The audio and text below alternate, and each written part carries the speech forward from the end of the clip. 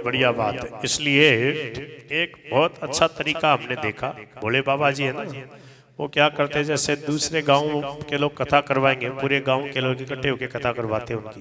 भोले बाबा जी खूब उनकी कथा होती है। अपने गए थे ना कहीं कहीं, तो वो क्या करते हैं, जिस गांव के लोगों को कथा करवाने, उनको इस कथा में बुलवा लेते, बोले देख लो व्यवस्था यहाँ की कैसे तुमको करवानी है, सब देखो कैसे रसोई बना रहे, कैसे बिछोने बिछा रहे, कैसे पंडाल है, कैसे संतों की व्यवस्था, सब देख लो, देख करके समझ लो इसको। तो क्या यही इसमें लिखा, अर्वाक पंचाहत है, अह मानी दिन, पंच अहत है, 5 दिन पहले से यत्न पूर्वक आस्तीर्णानी मानी बिछोने आदि को प्रमेलियत सब इकट्ठा कर ले, पहले से ही सब व्यवस्था कर ले। अब कहीं कहीं हम देखते हैं कि जब हम गए हैं, चले गए हैं, तैयार हैं और वहां पर तैयारी नहीं कोई, अब ला रहे हैं बिछोना, अब झड़का रहे हैं, अब जब एकदम एंड टाइम पे, तो देखो अगर पहली कथा में ये सुना हुआ होगा कि भाई कैसे करना है, एक दिन पहले तो कम से कम सब व्यवस्था कर ही दे। तो क्या है कि अर्वाक पंच अहत है, पंच अहत है मानी 5 दिन पहले से, अर्वाक मानी पहले से ही, यत्नात् यत्न पूर्वक आस्तीर्णानि मानी बिछोने, जो बिछाना है जहां लोग बैठेंगे, प्रमेलियत उनको संग्रहित कर ले, इकट्ठा कर ले, और कर्तव्य मंडप प्रोचई कदली खंड मंडित है, कदली खंड मानी केले के खंबे, उनके जो निकाल के लाते ना केले के खंबे, तो उनसे बढ़िया कदली खंड मंडित है, सुंदर सजा करके, और मंडप है कर्तव्य है, सुंदर मंडप सजाना चाहिए। प्रोत्साही केले के खंबे थोड़े ऊंचे ऊंचे लगे, ऐसे थोड़ा दिखाई दे, हाँ भाई केले के खंबे का मंडप बना है।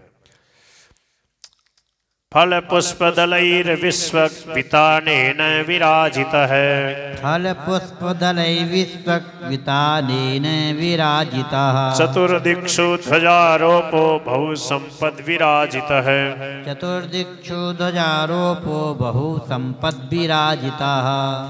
फल पुष्प दलई, दल का मतलब पत्ते, फल पुष्प और पत्र, विश्व मानी चारों ओर, विताने न, वितान मानी पर्दे वगैरह, चंदोवे वगैरह, विराजित उनसे सुशोभित, विराजित ऐसा सुंदर मंडप बनावे। चतुर्दिक्षु चारों दिशाओं में ध्वजारोपो, छोटी छोटी ध्वजाएं झंडियां वहां रोप दे मंडप में, बहु संपद विराजित है, और तरह तरह के सामानों से उसको सजा दे, बढ़िया फूल माला वगैरह से, माला वगैरह से, बंदरवाल आदि से ऐसा सुंदर मंडप सजावे। ऊर्ध्वं सप्तैव लोकाश्च कल्पनीयाः सविस्तरम्, ऊर्ध्वं सप्तैव लोकाश्च कल्पनीयाः सविस्तरम्, तेषु विप्रा विरक्ताश्च स्थापनीयाः प्रबोध्य च, तेषु विप्रा विरक्ताश्च स्थापनीयाः प्रबोध्य च। ये 7 विभाग करे, जैसे मंडप बनाते ना यानी जी, जैसे पंडाल बनाया, जो मुख्य जो मंच बनेगा व्यास गद्दी, उसके आसपास तो वहां 7 विभाग कर दे। 7 देखो उस मंडप में कुछ ऊंचाई पर 7 विशाल लोकों की कल्पना करे, और उनमें विरक्त ब्राह्मणों को बुला बुलाकर बैठावे। विरक्त ब्राह्मणों को ये लोक है, ये लोक है, और ये सब लोकों के लोग यहाँ पर आए हुए हैं, और ये ब्राह्मण संत वगैरह ब्राह्मण ये उनके प्रतीक हैं। सब लोगों के भू भुव स्व इमेजिनेट सत्यम, पृथ्वी लोक के, अंतरिक्ष के, स्वर्ग के, महरलोक माने पितरलोक जहाँ पितर लोग रहते हैं, जनलोक जहाँ ये 88,000 जो ऋषि हैं, कौन, शौनक आदि, वो भी मरे नहीं है, जीवित हैं सब। 88,000 जो बाल ब्रह्मचारी जो ऋषि थे, और सूत जी महाराज उनको आज भी कथा सुना रहे हैं। कहाँ पे हो ये सब बातें कहाँ पता लगेगी, जब आचार्यों की टीका पढ़ोगे। प्रभुदत्त ब्रह्मचारी जी महाराज जैसे जो महापुरुष हो गए, उनकी जब व्याख्या पढ़ोगे तो ये बातें समझ में आएंगी। ये सब श्रद्धा का विषय है, तर्क का विषय नहीं है। कुछ बातें ऐसी होती हैं जो जानी नहीं जा सकती, मानी जाती है, समझ में आ रही है महाराज जी? ये बात स्वामी जी बार बार कहते थे। बोले जहाँ हमारी बुद्धि काम नहीं करती वहां पर मानना शुरू होता है, तो मानने से सब बात समझ में आ जाती है। मानने से ही जानता है व्यक्ति। सोई जानई जय देव जनाई, जानत तुम्हें तुम्हें हो जाए। तो 7 लोक हैं ऊपर, भू पृथ्वी भुव है, अंतरिक्ष स्व है, स्वर्ग और मह महर लोक। स्वर्ग में तो स्वर्ग लोक देवता लोग, देवराज इंद्र का शासन। महर लोक माने जो श्रेष्ठ पितर हैं, पितृलोक। महर लोक का मतलब पितरों का लोक है, बहुत विशेष विशेष पितरगण भी होते ना। और उसके बाद जनलोक, उसमें ये शौनक आदि ऋषि, नैष्ठिक ब्रह्मचारी, वहां सूत जी की आज भी कथा हो रही है। उसी कथा को दिव्य दृष्टि से सुन करके श्री प्रभुदत्त ब्रह्मचारी जी ने जो भागवती कथा लिखी है वो वहीं से सुन करके दिव्य दृष्टि से जब उनका भाव समाधि से तार जुड़ गया उस दिव्य लीला में, उनको नारद जी की प्रेरणा हुई। किनको?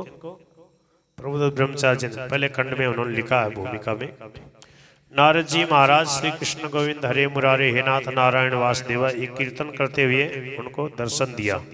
कुछ संतों के साथ झंडा लेकर के जा रहे, तो उन्होंने दर्शन किया।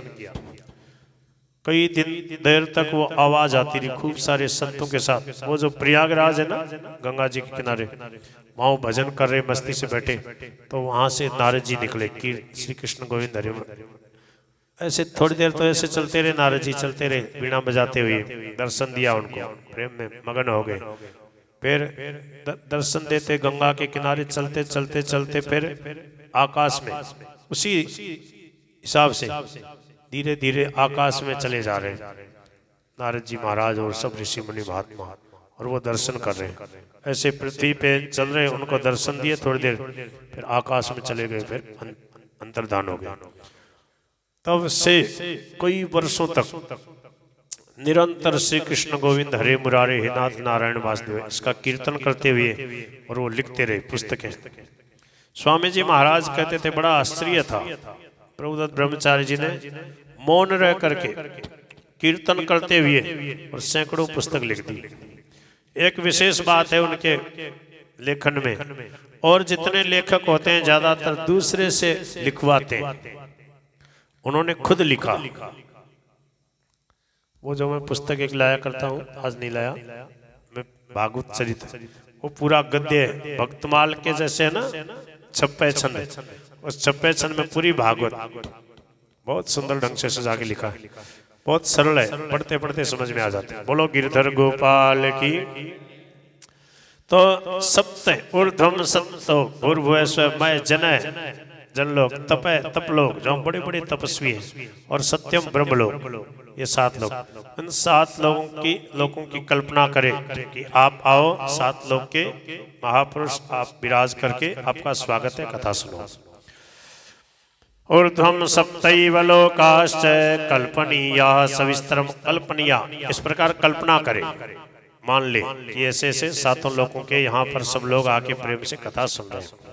सविस्तरम विस्तार पूर्वक उन लोगों की कल्पना करके उनमें ब्राह्मणों को बैठा हुए, तेसु विप्रा विरक्ता से ब्राह्मणों को बैठा हुए, विरक्ता विरक्त संत महापुरुषों को बैठा हुए, स्थापनीय प्रबोध्य बड़े प्रेम से उनको कहे कि आप यहाँ विराजो। और पूर्वम तेषामासनानि कर्तव्यानि यथोत्तरम वक्तुश्चापि तथा तदा दिव्यमासनं परिकल्पयेत्। वक्तुश्चापि तथा दिव्यमासनं परिकल्पयेत्। जहाँ उन विरक्त संत महापुरुषों को, पंडित जनों को बैठाया जाएगा ना, तो उनके लिए क्या करना है, पहले से ही आसन ला करके तैयार करके रखे। समझ गए? ऐसा नहीं कोई महात्मा जी आएगा, अरे बोले लाओ लाओ लाओ आसन लाओ आसन, अरे बोले लाओ भाई, कितनी देर लगा दी, एक कंबल लानी थी एक आसन, ऐसे करके उस समय हल्ला नहीं होना चाहिए। पहले से ही रखे, जेट लगा के रखे आसनों की, 10 20 50 आसन बढ़िया। जैसे ही कोई संत आए और वो पहले से ही बिछा के रखे बढ़िया कंबल वगैरह, गद्दा, फिर गद्दे पे कंबल सर्दियों के टाइम में, तो फिर आए और विराज जाए।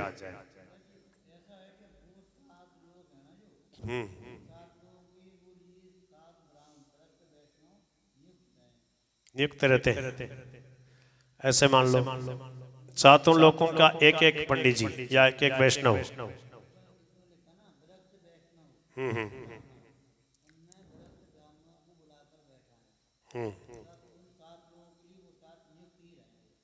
अच्छा, हाँ ये बढ़िया कहा आपने। हाँ नहीं, वो तो उनका नियुक्त स्थान रहेगा, वहां पर वो आके बैठेंगे और वो वहां आके बैठ के भजन करते रहेंगे, कथा श्रवण करेंगे।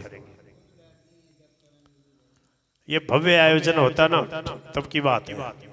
अब हम जैसे सीधी सादी कथा, सीधे साधे जजमान मिलते हैं, तो उसमें तो क्या है कि अब जैसे पंडित जी हैं बेचारे, वो पाठ कर रहे हैं, आपने जैसे जब किया या आपने पाठ कर लिया थोड़ा, और आप वाले भाई जी वो बेचारे आ जाते हर एक कथा में।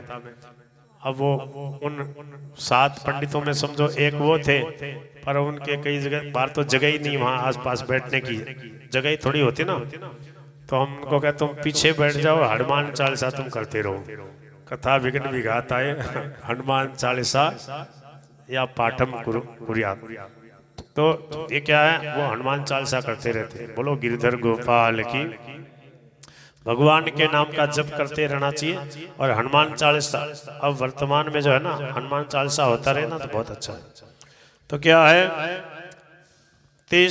पूर्वम तेषाम आसनानि कर्तव्यानि, पहले से ही उनके लिए आसनों की व्यवस्था कर ले। यथोत्तरम,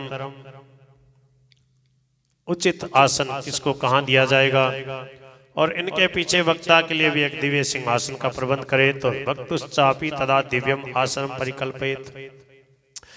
उदङ्मुखो भवेद वक्ता श्रोता वै प्राङ्मुखस्तदा।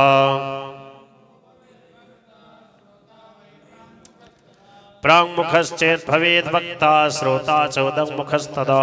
प्राङ्मुखश्चेत् भवेद वक्ता श्रोता च उदङ्मुखस्तदा। कहते हैं वक्तु उदंग मुखो, उत्तर मुख, उदंग मानी उत्तर, प्रांग मानी पूर्व। उदंग मुखो भवेद वक्ता, वक्ता का मुख किधर हो, उत्तर की तरफ। मुख्य श्रोता, मुख्य श्रोता कौन हो गया, मुख्य जो जजमान, उसका मुख किधर होना चाहिए, पूर्व की तरफ। अच्छा पूर्व इधर है क्या, अच्छा इधर ठीक बैठे हो, इसका मतलब मेरा भी अब ठीक लगा। उधर से क्या है, दक्षिण हो रहा था मेरा मुंह। तो क्या है, उदंग मुखो भवेद वक्ता श्रोता वै प्रांग मुखस्तदा। ठीक है, और फिर अपनी अपनी सुविधा से, क्यों खूब लोग होंगे तो फिर ऐसे गोलाई में जब बैठेंगे ना, फिर यह नियम नहीं चलेगा। मुख्य वक्ता मुख्य श्रोता, उसके लिए खास बात है, जहां तक हो उसके वक्ता का मुख उत्तर में और श्रोता का पूर्व में, तो बार बार देखेगा, देख के सुनाएगा ना, तो उसकी दृष्टि पड़ती रहेगी। सामने भी हो सकता है, सामने वो कहते थे ना आपके बड़े गुरुजी, बोले 12 भागवत सामने बैठ के सुनते रहते हैं। अच्छा एक नियम और आगे देखो, यदि वक्ता का मुख उत्तर की ओर रहे तो श्रोता पूर्वाभिमुख। ठीक है, और यदि वक्ता पूर्वाभिमुख हो तो श्रोता को उत्तर की ओर मुख करके बैठना चाहिए। अब जैसे हमारा मुख आपकी वहां है, जैसे मेरा आसन वक्ता का वहां लगा, तो फिर श्रोता मुख्य श्रोता उसको किधर होना चाहिए, पूर्व की तरफ। ठीक है, जैसे वहां आसन लगा तो मैं यहाँ बैठूंगा, नीचे आप बैठे हो, तो दृष्टि मिलती रहेगी ना। तो क्या है, ये होगी विधि बैठने की, वक्ता और मुख्य श्रोता की। उदंग मुखो भवेद वक्ता, अगर वक्ता उत्तर मुख है तो श्रोता वही प्रांग मुख है, तदा श्रोता प्रांग मुख है, तो श्रोता पूर्व की मुख वाला, पूर्व की ओर मुख करके बैठे। प्रांग मुखश्चेद भवेद वक्ता, अगर वक्ता का मुख पूर्व की तरफ है तो श्रोता च उदंग मुखस्तदा, तो श्रोता मुख्य जजमान का मुख किधर हो, ऐसा। और आजकल तो क्या है, लगभग सामने बैठते हैं, सामने भी बैठा जा सकता है। एक आसन व्यवस्थित लगा रहेगा ना, इधर मान लो सामने जैसे बैठे हैं, तो उसमें क्या है, कभी कभी जैसे कोई विशेष व्यक्ति आ गए, सम्मानित व्यक्ति आ गए, तो एक धारा जो चलती रहती है, तो बीच में आके खड़ा हो जाएगा। अब जैसे पति पत्नी सामने बैठे हैं, जजमान कथा सुन रहे हैं, बीच में कोई आ गई संता, और वो धारा प्रवाह कह रहा, तो जैसे आए इधर से आ गई, जैसे आ गए प्रणाम कर लिया, है ना, और अब सामने खड़ा है या इधर है तो बाधा होगी ना। कोई भी जहां तक आएगा तो भागवत जी को दाएं नहीं करके आएगा, बाएं करके लगभग नहीं आएगा, जो जानकार होगा। तो इस तरफ जैसे अभी अपने बैठे हैं दोनों, इसमें क्या व्यवधान नहीं होगा, विक्षेप नहीं होगा। अच्छा, और क्या है कि उत्तर और पूर्व की तरफ क्या है, विशेष शुभ अनुष्ठान, शुभ कर्म, सत्कर्म जितने किए जाते हैं। उत्तर क्या है, उत्तराखंड देवभूमि है, गंगा जी है, और पूर्व की तरफ से, पूर्व की तरफ वैसे तो चारों तरफ है भगवान के धाम, फिर भी विशेष बात है, उत्तर से गंगा जी प्रवाहित होती है, यमुनोत्री, गंगोत्री, सब जितनी नदियां हैं उत्तर से। उत्तर में क्या है, हमारे बद्री विशाल जो इस भू वैकुंठ के अधिपति, उनका निवास है। और पूर्व में क्या है, कपिल भगवान है, गंगा सागर, सब तीर्थ बार बार और गंगा सागर एक बार। इसमें ये भी भाव लग रहा है, जैसे कोई दिव्य महात्मा भी आते हैं कथा सुनने, यदि श्रोता सामने बैठ जाएगा तो उनको फिर पीठ हो जाएगी। हाँ, ये जैसे अपने लोग आरती में दंडवत करते ना महाराज जी, तो सामने से नहीं करते, ये हाँ, यही है, कुछ सोच समझ के भगवान वेद व्यास जी किसी को बातें पीठ भी ना हो और सबका आदर सम्मान भी बना रहे, इसलिए एक तरफ साइड में बैठ जाता है। ये बहुत बढ़िया, ऐसा ही व्यवस्था ऐसी होती है। हाँ, हमें तो ऐसा लगता है, कई बार क्या है अपनी कथा में पहले सामने एक आसन बिछवा देते हैं, कोई भी 2-4 महापुरुष के, और जिस भाव से भी कोई महापुरुष तो आते कथा में, तो ये तो प्रत्यक्ष है ही है, जो पहला तालाधारी उसमें आया ही है। ठाकुर जी वरदान मांगा है कि कहीं पे किसी भी कथा में हो तो आप कृपा करके पधारे। ऐसे अदृश्य रूप से कोई न कोई महात्मा रहते ही है, उनके अलग से आसन जो है हम तो रख देते हैं अपने भाव से, जो है बहुत पहले बढ़िया, महापुरुषों को प्रणाम करके, इस प्रकार से। बहुत बढ़िया। राधे।